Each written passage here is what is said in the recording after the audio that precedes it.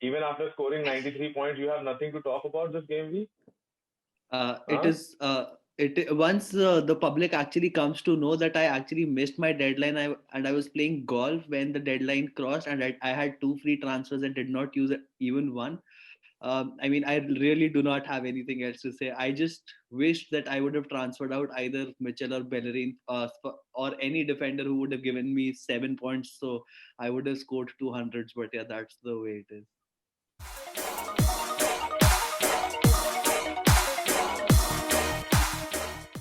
Hello and welcome to another episode of FPL Escapades. My name is Kshitij and I'm joined by Akshay and Anand to look at the FPL assets for Game Week 15.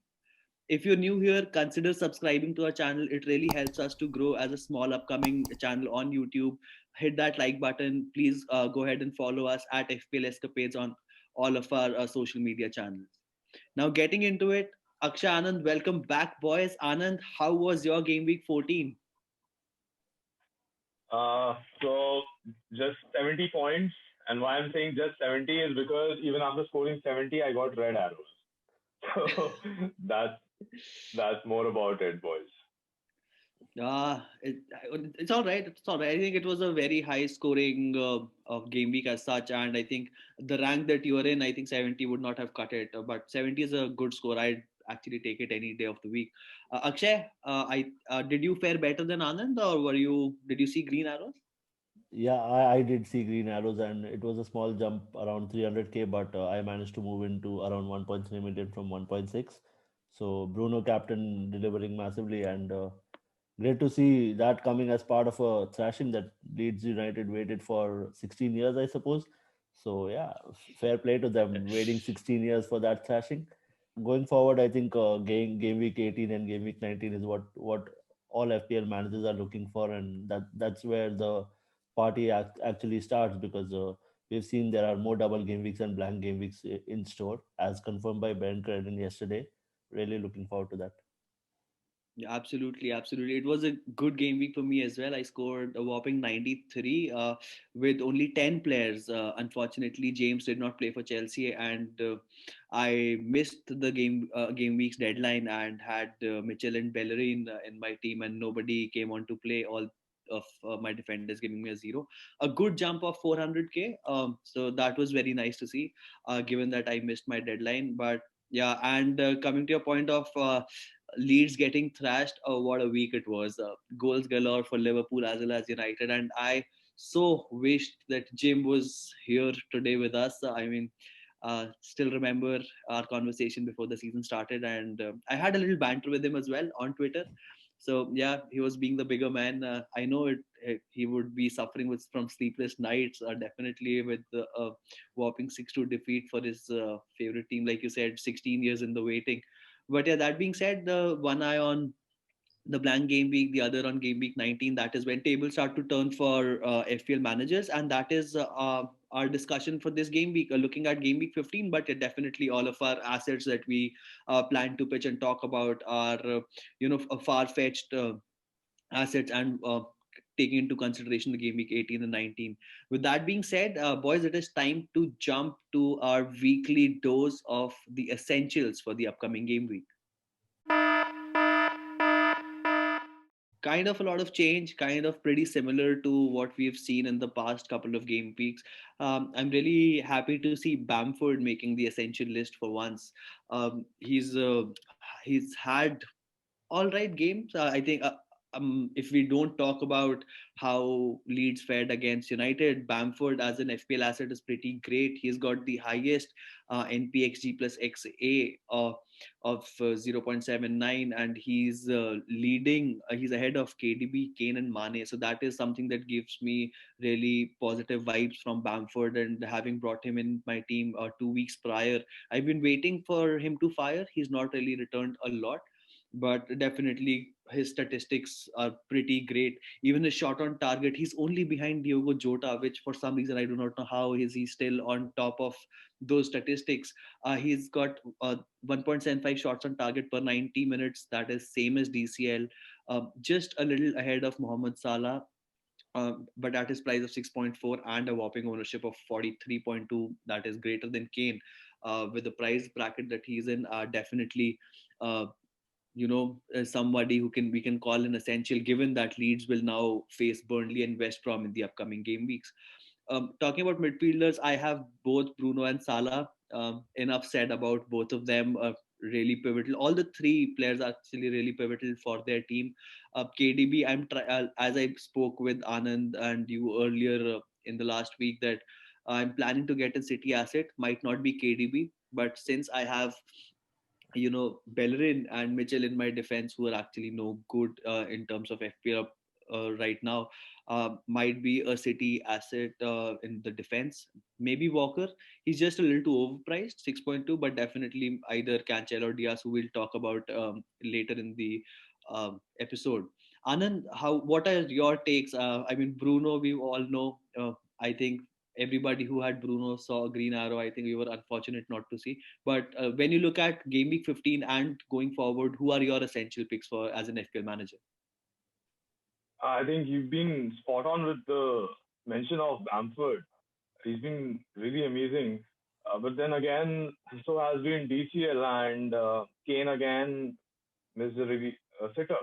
One player that I consider here to be an essential as a striker is also Jamie Vardy, an honorable mention to him because he has the highest conversion rate.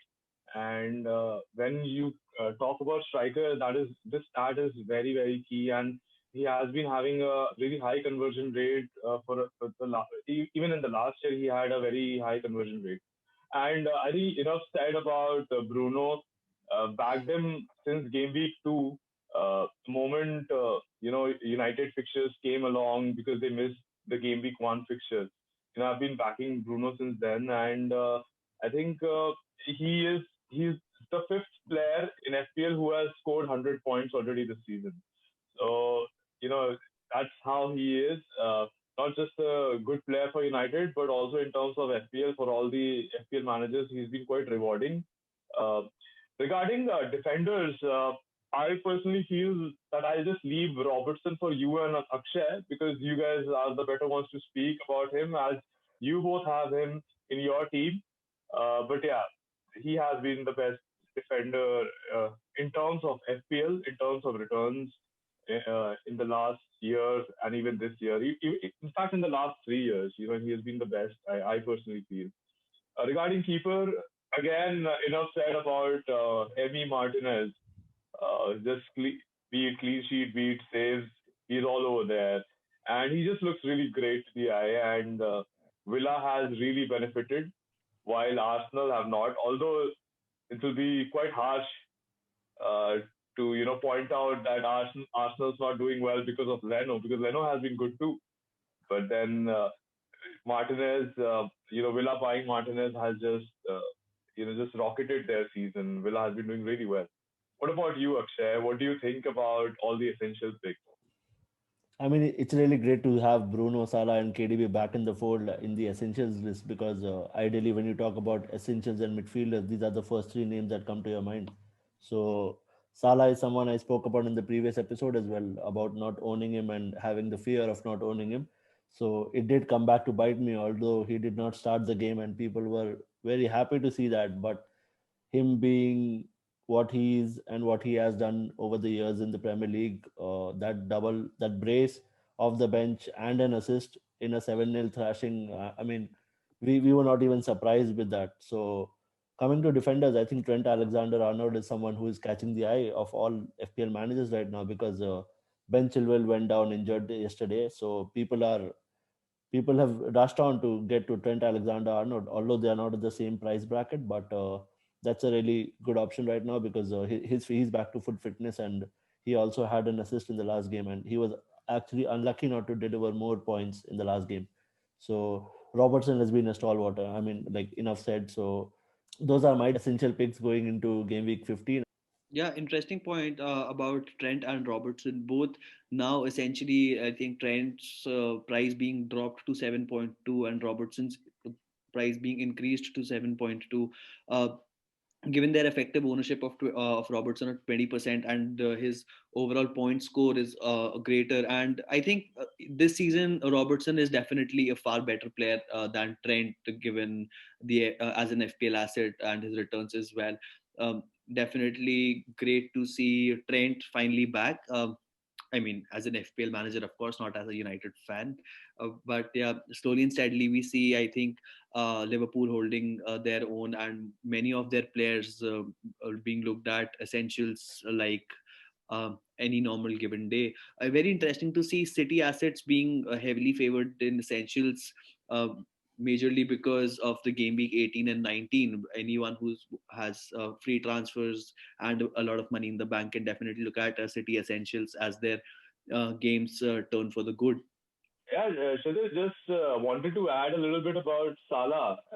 So I think in the next game week, Salah will be hugely favored for the captaincy pick. But I was just checking this bit about West Brom. So whenever they play the big teams, they have not been so leaky. Apart from the match against Chelsea, where it was a 3-3 draw, and then against City, it was a 1-1 draw again. While everybody thought that Bruno and the likes of Son and Kane will blast their way up top to the FPL points. But even against Spurs and United, it was just a 1-0 loss. So, guys, do you think that West Brom, with Sam Allardyce back, do you think that he will hold his ground and will probably see a low scoring affair instead of what people think uh, that is going to happen? Interesting take, but I am definitely in favor of Liverpool because nobody actually thought that Crystal Palace will go 7-0 down to Liverpool. And the last game that they played, they actually came onto the pitch with great intent to prove a point. So for me, definitely, I think I'm going to favor Liverpool, given that, and I think it is a great time to play West Brom if you're a big team, because Bilic is no longer at the helm. Sam Allardyce has just managed one game. So yeah, for me, I think I'm going to back Salah for the captaincy armband next week. I mean, What yeah, about you, unless Akshay? unless Sam Johnson has an absolute blinder, I don't see West Ham getting anything from there. But then we've seen Sam Allardyce and how he likes to set up his team, so I won't be surprised if they manage to sneak in a point. I mean, yeah, but you never know. I mean, this is football, right? Um, so might be. I just want. I'm just going to back Liverpool, and I'll come out there and say, because I don't really have a really good captain option other than Salah in my team right now with United playing Leicester. So that is where I balance the things. Yeah, and like after talking about the essentials, now it's time to move on to the differential for the upcoming game week.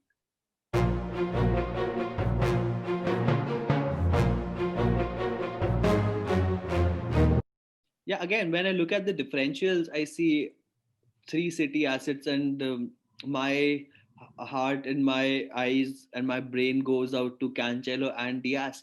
Even though their returns are not really high and the goal creation action is not particularly good, uh, Cancelo definitely passes the eye test for me, and he's just at the right price for me to switch between Bellerin and him. And also, like we spoke about, how City's fixtures are turning for the good. They play Newcastle and then Everton. They just play Chelsea and then they have Brighton and Crystal Palace. So they don't have any blank game weeks as well. So looking at that and at the dead fodder that I have on my bench in Bellerin and Mitchell, I think I really do like going with the pick of Cancelo.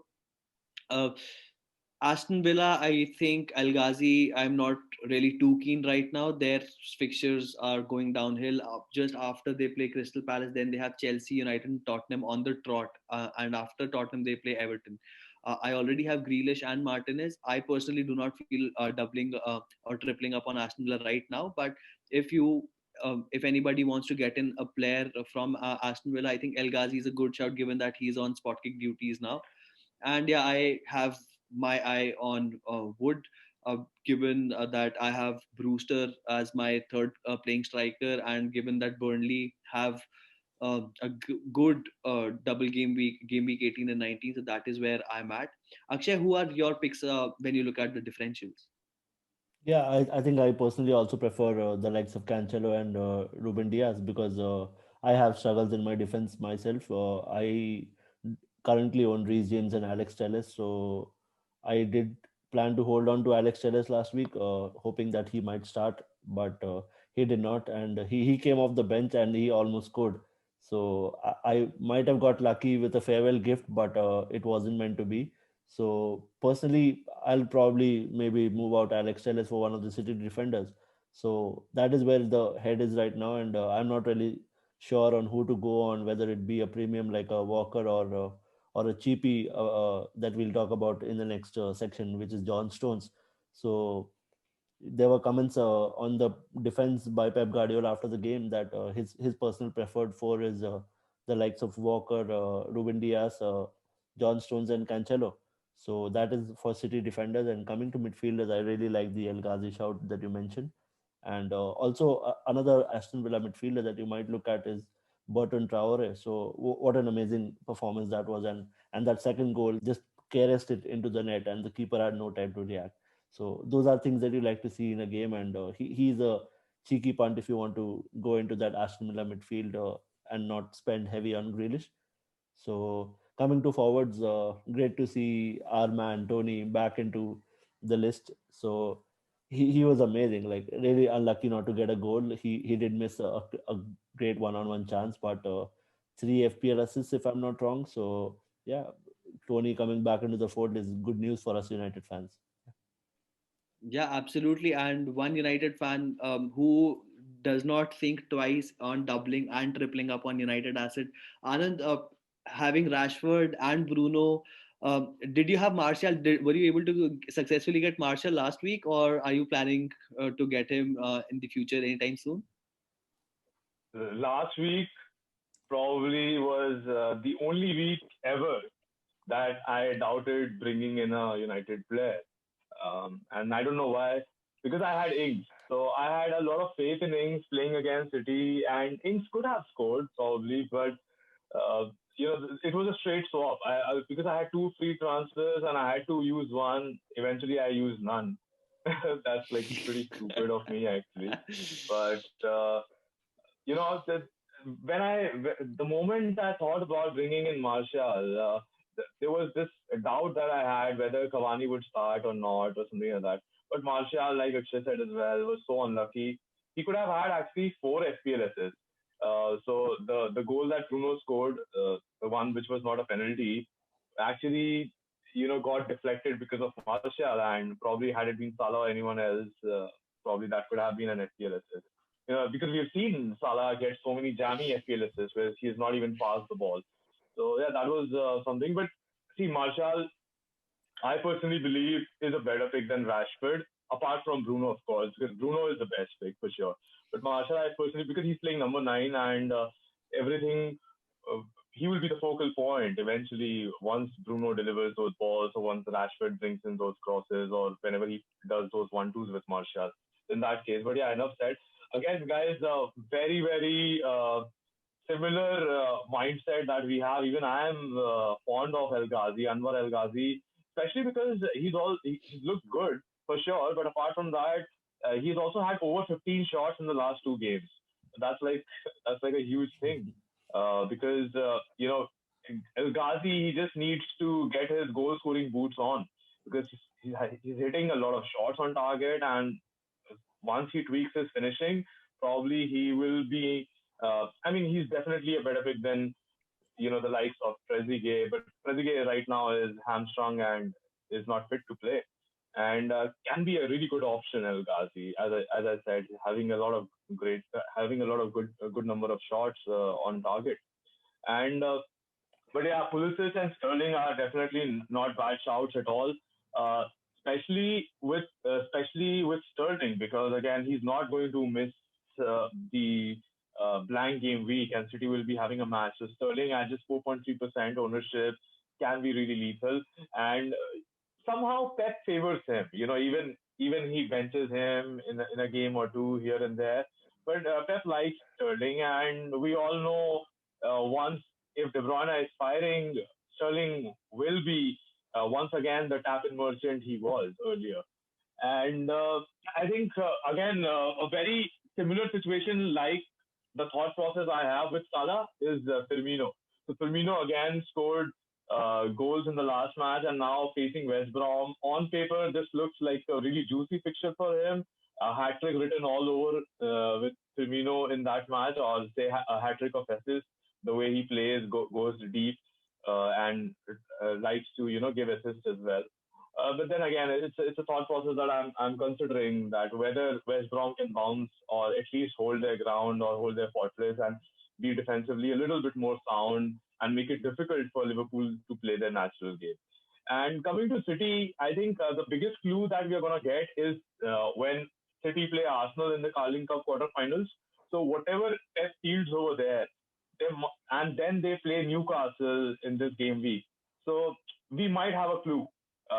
What will be City's lineup for the Newcastle match? Because clearly, I personally feel that City might go heavy with their best assets against Arsenal in the Carling Cup and may want to rest players against Newcastle. And especially with wing backs, the thing is they run a lot. They cover a lot of distance. They go up and down, while attacking and then while coming back to defend. So that is where I feel Cancelo, if he starts again, Arsenal might be again a doubt. Not because of his form or of his quality, but probably because it's a jam-packed December, and Pep would like to rotate, especially because Mendy is back to full fitness. So he might give Mendy a chance, and you never know who plays on the right, whether be it Walker or Cancelo. So yeah, that is my thought process here. Again, regarding keepers, I think Fabianski is a good shout, but then you can't look beyond Martinez or the other cheapies. Say, for example, McCarthy or even say Johnson for the matter, or even Melia, because they are saving a lot of shots. While Fabianski also misses the blind game week, which is game week 18. So there's no fixture for West Ham over there. So that is also something to consider. If Pep wants to rest his players, why not rest them against Arsenal? Because at this moment, Newcastle are a better side, to be really honest. Actually took I words think right that out would of be my a mouth. yeah, it's a good shout too. Arsenal have been shambolic this season, but then Newcastle, apart from Wilson, they have not been great as well. Yeah, and interestingly, I feel that instead of looking at Arsenal and Newcastle as teams that Pep needs to face, I think personally what I feel is that the Premier League for Pep is at a higher priority right now, and he would most likely want to save 11 of his best players for Premier League, irrespective of the opposition that he's trying to face.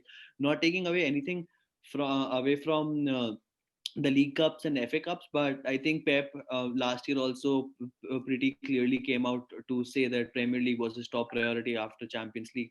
So even though I think, like you correctly mentioned, the Mendy's back fit again, and even if Cancelo plays, I think he might not play the whole 90. If he does, that actually brings a concern of him either starting or playing all of the 90 minutes in against Newcastle. But I definitely would expect to see a lot of changes when City play Arsenal, who Anand, like you correctly mentioned, I have been shambolic, and for some reason, I've been holding on to one of their assets in Hector Bellerin. But yeah, enough talk about the differentials and really great insights, Anand and Akshay, regarding the differentials and upcoming league matches and FA Cup matches for City and Arsenal and other teams as well. With that, we jump on to our last section for the upcoming game week, the Cheapies. Yeah, talking about cheapies, I look like Akshay we spoke about earlier. John Stones definitely grabs my eye because I think I've mentioned him a lot. Hector Bellerin, dead fodder on my bench. Looking at his price, I might actually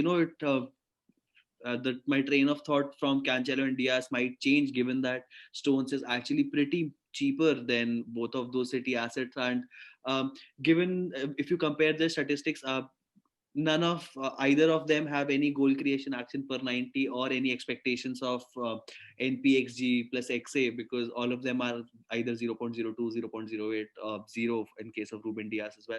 So yeah, definitely John Stones, if I need to save money and go behind my plan of getting a good asset like Aguero if he's free, or say KDB, definitely I need to save money wherever I can. So Stones definitely is somebody who now actually grabs my attention, and definitely going to put him in my watch list, or might just transfer him quickly after we stop recording this video.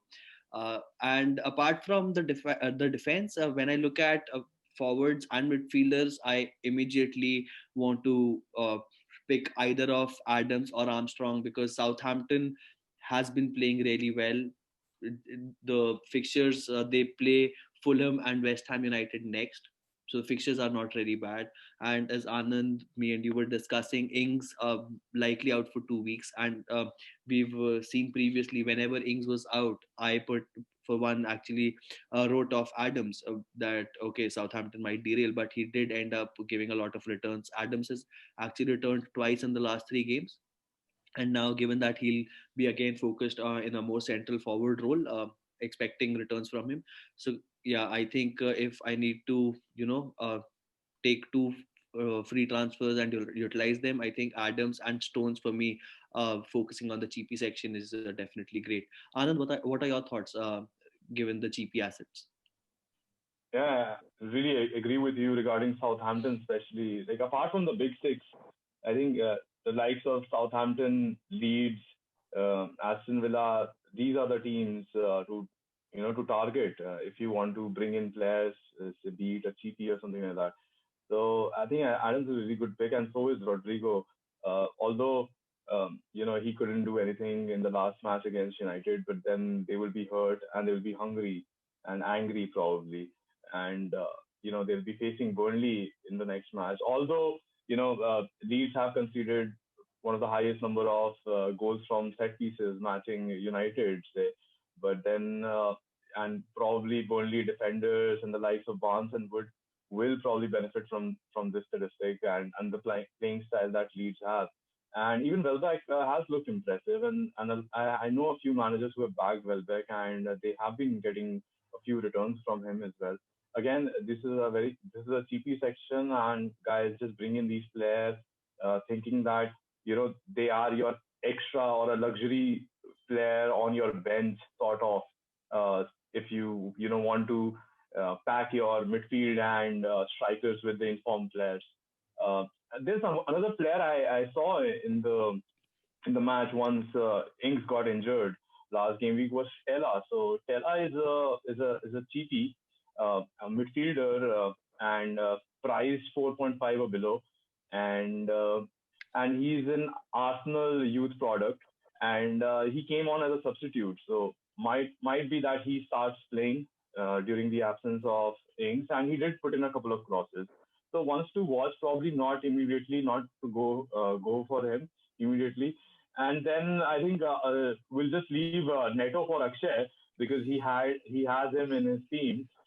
But talking about Rafinha, I think Rafael Diaz Beloli, we spoke about him a few weeks back as well, and he gave a couple of assists in the last match and looks set to start once again for Leeds and has been really impressive since the time he has made his breakthrough into the team.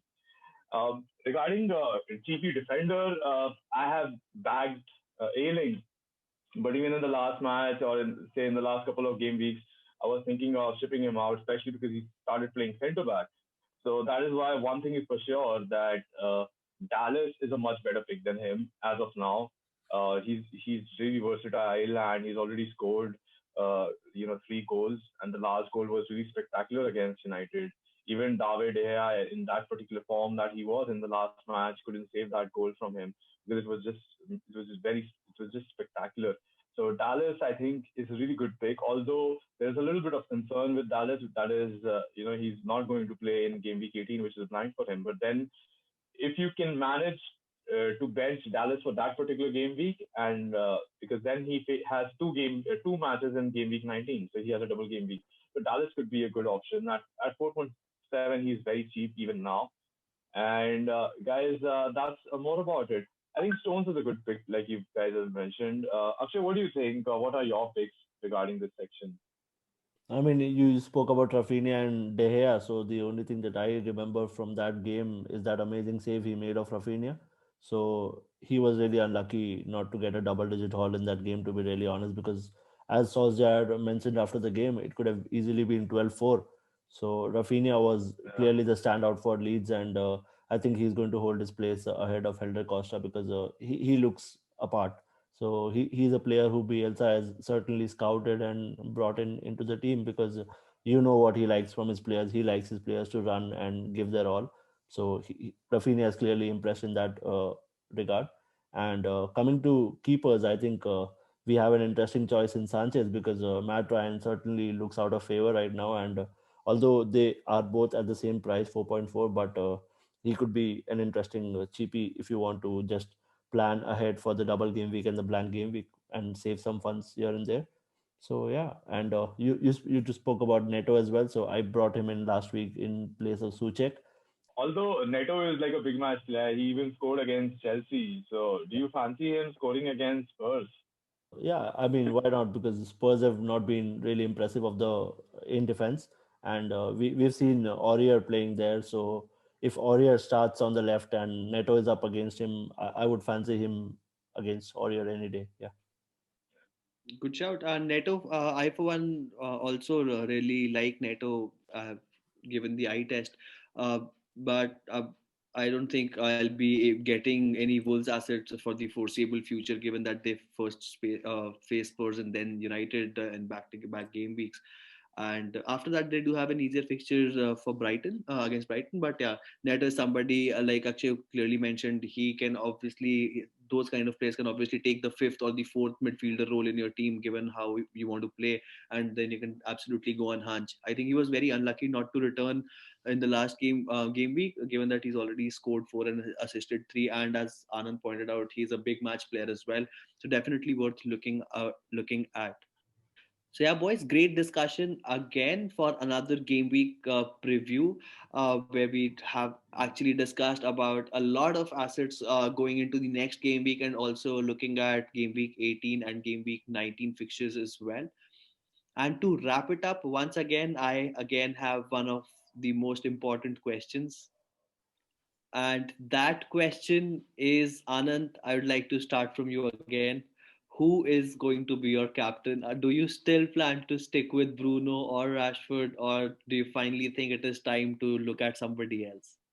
Uh, Regarding the captain against Leicester, who might play deep against United as Leicester did against City. So Leicester have tweaked a little bit of their formation. They are not as naive as they were last season, and they know that against probably fast players or against team who are really quick on the counter, it's better to play a little bit deep. So it might be a little tricky fixture, but then kind of it works in United's favor as well. So if United can hold their ground back in terms of defensive as a defensive unit, then they will cherish and relish this opportunity to go and attack at Leicester defense. And who better than Bruno?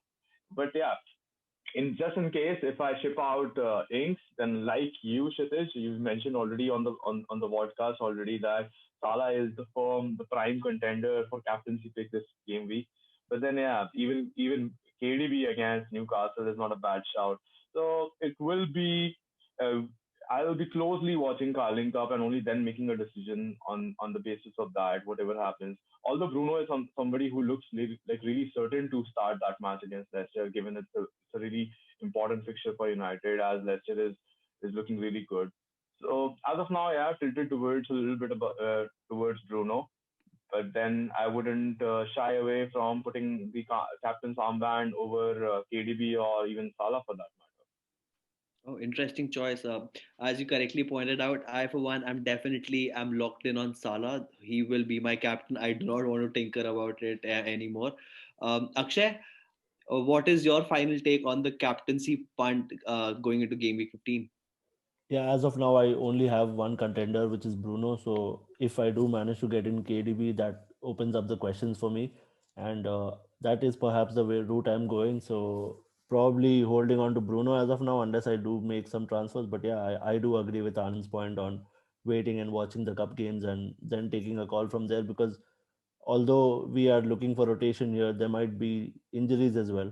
So you don't want to make a transfer early and get suffered by injuries or late calls, because like Kshitij, you are well aware of that.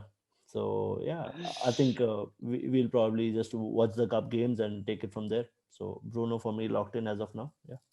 And it's really commendable. Just noticed it right now that it's game week 15 preview, and we've sat together for 15 game weeks on the trot, and not even missing one game week, and just coming up with videos. And special shout out to the likes of Suryansh, Akshat, Amit, who have teamed up with us, and we have even started a review section. Yeah. So where we just pick some few picks, and then we have teamed up with Gabriel, aka FPL Lens, as popularly known on the Twitter community, and Toby, Nuts About Football.